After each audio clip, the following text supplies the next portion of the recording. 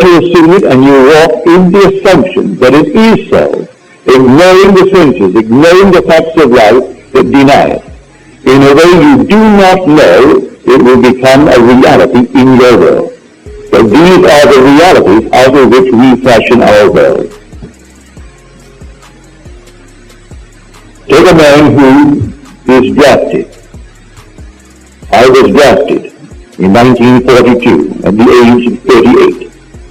Not quite 38, but going on 38. Like millions of us, therefore they all thought as I did, but they didn't know this principle. I knew I didn't want any part of it. Nevertheless, I was drafted. I didn't resist it. They sent me off to Camp Polk, Louisiana. And after 3 months in boot training, I decided I would do something about it by applying this principle. I asked, first of all, for an honorable discharge, because there was a regulation that came down from Washington. But if a man was over 38, before March the 1st of 1943, he was eligible. It didn't say it was automatic. If his commanding officer felt that he needed him in his company, that decision was final with the commanding officer. You could not appeal it to any higher position. You couldn't take it to the general.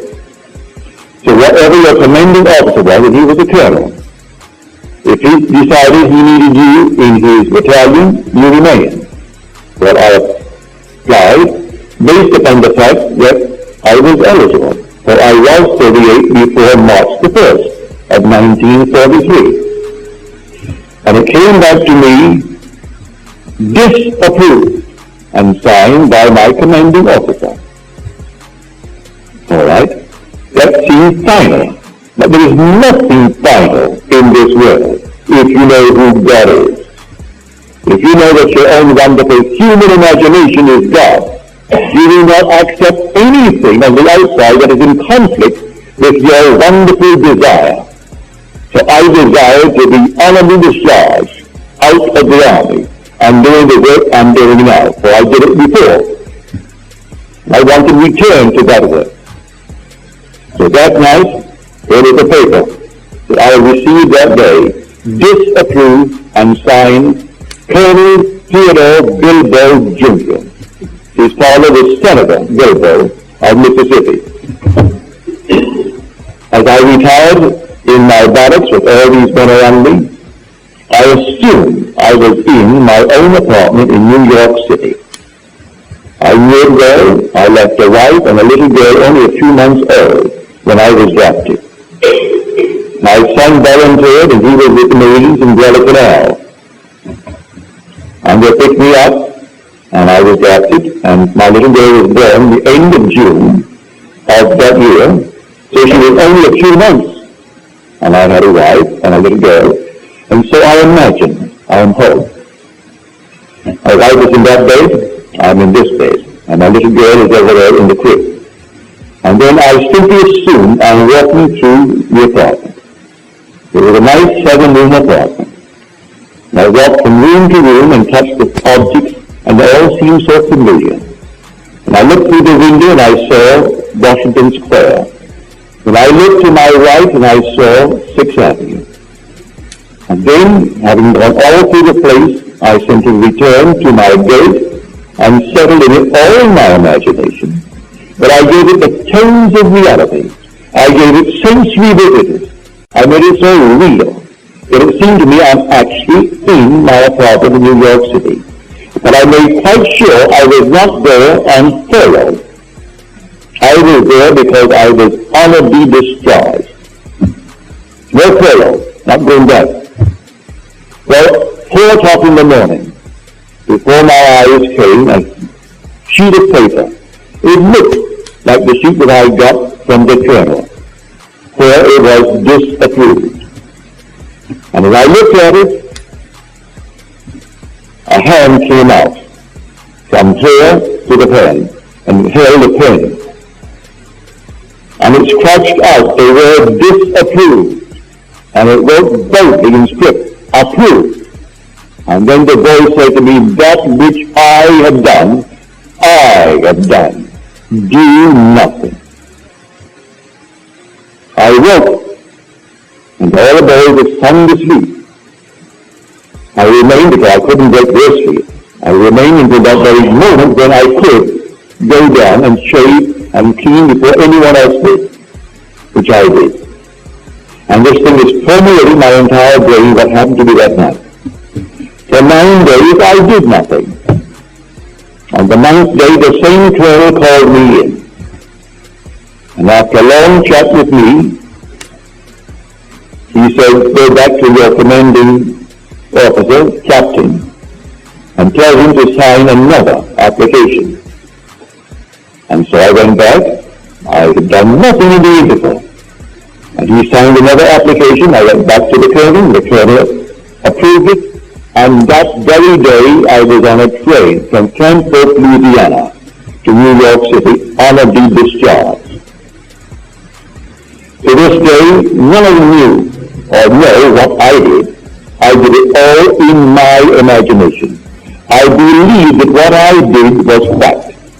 I believe that my imaginal act creates facts, and therefore I actually lived in my apartment, and I was not any longer a soldier, I was a civilian, but I was honorably discharged from the army, not dishonorably.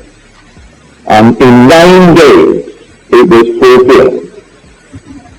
I can multiply that story by hundreds if one will actually do it, for we are the optimum power. Instead of doing strange things and getting involved with the government and fighting for your objectives, you don't fight at all. The voice said to me, that which I have done, do nothing. Oh, where is that voice? Within me. That very voice that I heard coming from without was whispering from within me. The voice that said to Moses, I am. That is who I am. And he heard as coming from without what is being whispered from within. For are we not told in Scripture that we are the temple of the living God, and the Spirit of God dwells in us? And God is Spirit. Well, if the Spirit of God dwells in us, then how could I hear it from another? He is coming from within myself. And so I hear it. When I could not get any passage, I did the same thing when I seemingly was locked in an island for months to come because there was no ships coming. I did the same thing. I remember what I did in the army to get out. I did it when I was in the island and could not get out. And there a long list waiting, and they called me and gave me passage for my wife and my little girl and myself. And yet there were thousands waiting all through the Indies to get out, and only 2 little ships servicing the entire group of islands. And I simply got out. It doesn't matter how. I did it normally. I didn't kill anyone. I didn't drive anyone. I didn't pull any strings. I simply applied this principle. If I actually got passage what I said, yes, but then I assume that I'm on a ship. And looking back nostalgically at the little island, leaving behind me my things and my relatives, and taking with me my wife and my daughter. And I looked back and it seemed so normal and so natural. I gave it tones of reality. I could feel the salt of the sea on the rail as I held the rail of the ship. I could smell the rawness of the ocean, and I could see the island. And then, within a matter of 24 hours after I did it, I got a call from the Alcoa Steamship Company to come on down and see them. I went down, and they said, we have a passage for you. There are only 2 beds that the little girl can sleep with her mother, and you can sleep up. And so there were 2 bunks. And it's a lovely ship, small, only carrying 60-odd passengers, that I saw and came back on time as I was committed to go to Milwaukee the 1st of May. And I got there in time. So I ask everyone to believe in God. But God is not something on the outside of you. God is your own wonderful human imagination. If you have any other God, you have a false God. Therefore, do not feed him anything but loving thoughts. Nothing but loving thoughts. Always exercise your imagination lovingly on behalf of everyone in this world. It doesn't cost you anything, and it doesn't hurt anyone. And you will find yourself becoming the man that you want to be, the lady that you want to be. And you'll be from stage to stage to stage without hurting anyone and fulfilling all of your dreams. Then you'll know how true the statement is. All things are possible to him who believes. Because with God, all things are possible. And you're from God. You're finding in yourself as your own wonderful human imagination. That is God. As stated so clearly in Scripture. He's called in Scripture the potter. And the word potter means imagination. So I go down to the potter's house to see how he does it. And he was working at his instrument. And there he was at a field making something out of clay.